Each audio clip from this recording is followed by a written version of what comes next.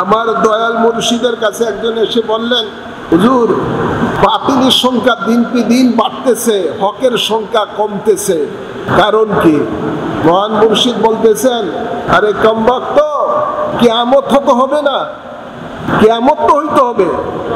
তো দুনিয়াতে আস্তে আস্তে ইমানদারের সংখ্যা কমবেই, যেহেতু যত দিন যাচ্ছে ততদিনই আস্তে আস্তে কিয়ামতের দিকে মানুষ অগ্রসর হচ্ছে। কিয়ামতের পূর্বে যত রকমের আলামত ঘটবে, নবী পাক যা বলে গেছেন, এগুলো অনেকটাই এখন বর্তমান সমাজে আমরা দেখতে পাই। গোলামেরা মনিব হবে, এখন তাই দেখা যাচ্ছে। অনেক কিয়ামতের আলামত যা দয়াল নবী বলে গেছেন, তা এখন আমরা দেশে সমাজে দেখতে পাই।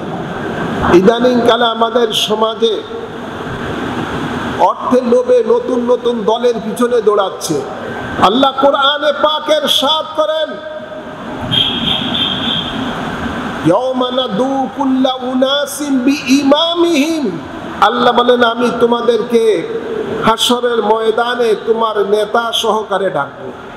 আপনাকে শুধু একা ডাকবেন না আল্লাহ, আপনি দুনিয়াতে নেতা মনে করে যার পিছনে দৌড়াচ্ছেন, আল্লাহ বলেন তোমাদের সেই নেতা সহকারে আমি তোমাদেরকে আমার আদালতে ডাকবো।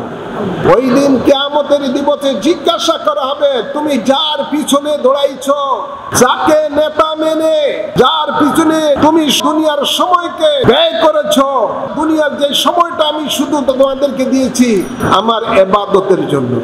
ওমা খালাকতুল জিন্না ওয়াল ইনসা ইল্লা লিয়াবুদুন। আল্লাহ তো সৃষ্টি করেছেন তার ইবাদতের জন্য। প্রতিটা সেকেন্ডের হিসাব কিয়ামতের দিবসে আল্লাহ নিবেন, যে আপনি যে সময়টা ব্যয় করেছেন, কি কাজে ব্যয় করেছেন, এটার হিসাব কিয়ামতের দিবসে আল্লাহর কাছে দিতে হবে। আপনি যে নেতার পিছনে দৌড়েছেন, যে মতবাদ প্রতিষ্ঠা করার জন্য আপনি নেতার পিছনে দৌড়েছেন, নেতা যেই দিকে যাবে আপনার অবস্থান সেখানেই হবে। দয়াল নবী বলেন, দুনিয়াতে যার সাথে যার সম্পর্ক, তার সাথে তার পরকালে হাসর হবে। নেতা যদি যায় জাহান্নামে, কর্মীও যাবে জাহান্নামে। নেতা যদি যায় জান্নাতে, কর্মীও যাবে জান্নাতে। তো ইমাম যেদিকে, মুক্তাদিও সেদিকে। ইমামের নামাজ ঠিক তো মুক্তাদির নামাজ ঠিক। ইমামের নামাজ বরবাদ, মুক্তাদির নামাজও। ইমাম, যাকে ইমাম মানবেন, ইমামের দিকে খেয়াল রাখতে হবে। এই যে ইমাম মানতেছি, ইমামটাকে আমাকে কি জাহান্নামের দিকে নিতেছে না জান্নাতের দিকে নিতেছে, একটু খেয়াল রাখতে হবে। আমরা দুনিয়ার লোভে সেদিকে খেয়ালই রাখি না। নগদ যা পাই এটা নিয়ে আমরা মনে হয় যেন একেবারে খুব খুশি। নাউযুবিল্লাহ বলেন। দিন যত যাবে ততই অত্যন্ত ভয়াবহ অবস্থা সামনে আরো আসতেছে। বর্তমানে চলছে, সামনে আরো আসতেছে।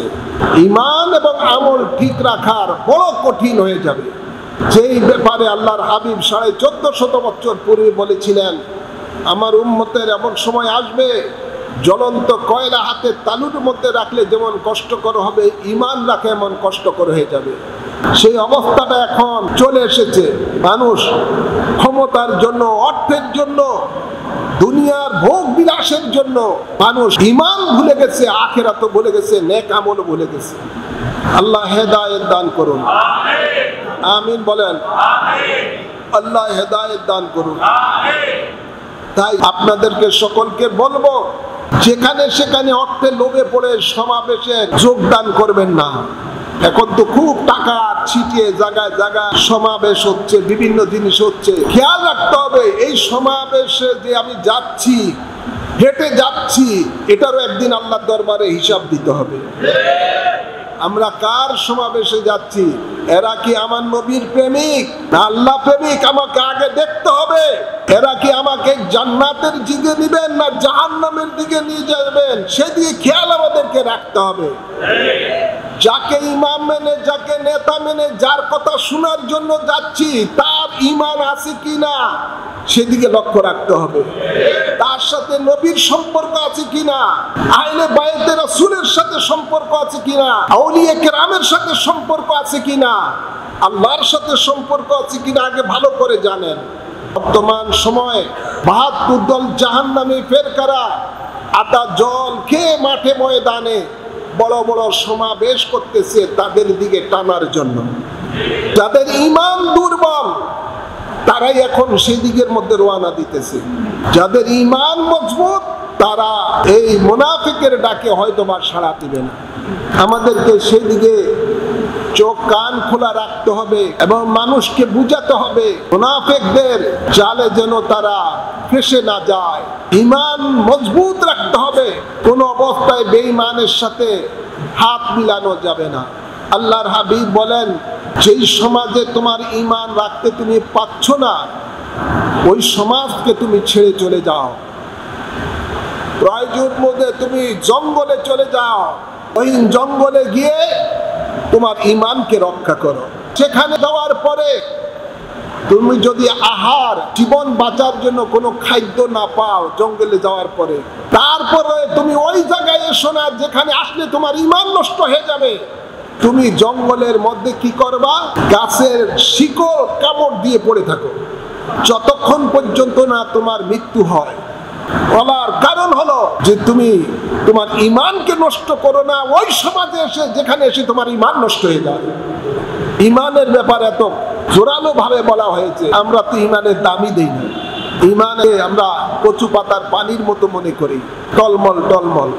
60-70 বছর 80 বছর বা 90 বছর বয়সের জিন্দিগি শান্তির জন্য আমরা ঈমানকে বিসর্জন দেই, আমলকে বিসর্জন দেই, অথচ অনন্তকাল আখিরাত যে জিন্দিগির শুরু আছে শেষ নাই সেটার কোনো খবর নাই। সেই জিন্দিগির সুখের কোনো খবর নাই, সেই জিন্দিগির কথা আমরা চিন্তা করি না। আল্লাহ হেদায়েত দান করুন। একটা কথাই মনে রাখবেন, শেষ কথা, আমাদেরকে মৃত্যুর স্বাদ গ্রহণ করতে হবে। কুল্লু নাফসিন যায়েকাতুল মাউত, সকল প্রাণীকে মৃত্যুর স্বাদ গ্রহণ করতে হবে। কখন মৃত্যুটা আসবে আমরা কেউই জানি না। যে কোনো মুহূর্তে মৃত্যুর ডাক এসে যাবে। যখন এসে যাবে তখন পৃথিবীর কোনো শক্তি নাই, সে ডাক সব কিছু, দুনিয়ার মোহ যা কিছু আছে সব ত্যাগ করে আপনাকে চলে যেতে হবে মাবুদের দিকে। আল্লাহর ডাকে সাড়া দিয়ে চলে যেতে হবে আল্লাহর আদালতের দিকে। যেই দিন আল্লাহ ডাক দিবেন আপনাকে, সেই ডাকে কি নিয়ে মাবুদের কাছে যাবেন একটু চিন্তা করেন। এই দুনিয়া মুসাফির খানা, আজ আনা কাল জানা। এই মুসাফিরের জীবনে আপনি কি সঞ্চয় করেছেন? যে মাবুদ আপনাকে সুন্দর একটা জীবন দিয়েছেন, সুন্দর একটা দেহ দিয়েছেন, অগণিত নিয়ামত দিয়ে আপনাকে দুনিয়াতে বাঁচিয়ে রেখেছেন। আল্লাহ হাবিবকে কয়েকদিন সাহাবী জিজ্ঞাসা করেছিলেন, মানে রু কি জিনিস? আল্লাহ বলেন, বন্ধু আমার, এরা আপনাকে বলতেছে রু কি জিনিস? আপনি তাদেরকে বলেন, আমরে রাব্বি। এটা হলো আল্লাহর একটা নির্দেশ, আল্লাহর একটা ডাক। কখন এই ডাকটা আসবে আমরা কেউই জানি না। যখন ডাক আসবে সেই ডাকে আমাদেরকে দুনিয়াতে যা কর্ম করেছি এই কর্মগুলি নিয়ে চলে যেতে হবে মাবুদের ডাকে সাড়া দেওয়ার জন্য। মাবুদ বলেন, আমার সাথে তোমরা যারা দেখা করার ইচ্ছা রাখো, ফামান কানা ইয়ারজু লিকা রাব্বিহি ফালইয়ামাল আমালান সালিহান। আমার সাথে তোমরা দেখা করার যারা ইচ্ছা রাখো, তাহলে আমি নির্দেশ দিচ্ছি তোমরা নেক আমল করে আসো।